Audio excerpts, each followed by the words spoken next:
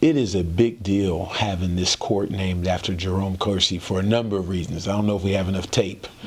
But as I said to my team last night after our win against Dartmouth, I wanted them to understand the significance of what someone has to accomplish while he's at school here at Longwood, what they have to accomplish after they leave Longwood, and the caliber of individual a person has to be to have this type of honor. Having the court named after a person, I think, exemplifies the extraordinary efforts and talents and character and commitment that they bring to the table. And I wanted our young men to understand that. You know, so often when I was a young kid, we really idolized Dr. J and Larry Bird and legends before them. And the young people today really don't have a true grasp of or appreciation for the people that came before them, that sort of paved the way for them.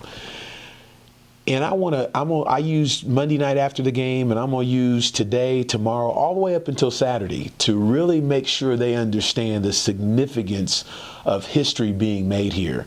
It brings chills down my spine to be able to honor Jerome Kersey in this way. The only thing that would be any better is if he were able to be here. Unfortunately, he's not, but we all know he's in a better place. So I'm excited about this honoring and renaming the court, and it'll be a privilege to coach on Jerome Kersey Court. What I knew about Jerome Kersey, you know, first of all, before I got to Longwood, he was one of those players that I really idolized. He was sort of undersized for his position, but he was an overachiever, sort of a rebounder, sort of like the apple off the tree here. So I immediately had an affection and affinity for his game and how hard he played.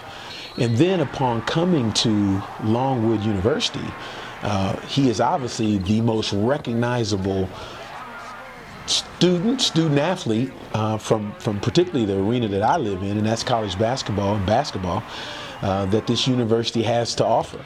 And so finding out more about his impact here and meeting the people that went to school with him and seeing that he took a chance on this place and it paid off big, and being able to sell to our potential recruits, hey, Jerome Kersey did it. He came here, made a name for himself, and he played in the pros.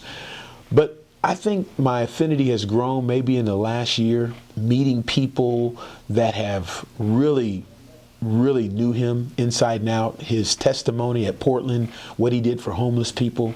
There are several people that still are affiliated with the program that have shared unbelievable insights about his character, his nature, his lack of ego, his tremendous humility, and those things make him that much more of a superstar in my eyes, more so than what he did on the basketball court. I think the number one way people make it is a model or a role model, somebody before them.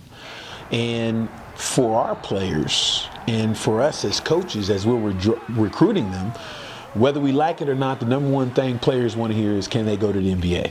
That's a dream. I never try to take away dreams. I try to explain how difficult it is to accomplish a dream such as that. And I've had some players that have accomplished that dream, and I feel very fortunate to have been a part of their careers. So number one, he serves as that model to say it can happen. And I think when you give a young person a model, so for me, I was the first college graduate in my family. And now my younger nieces and nephews and cousins, it's a formality now. It's going to happen. And so the value of that, I think that's number one. I think number two, his character was so strong.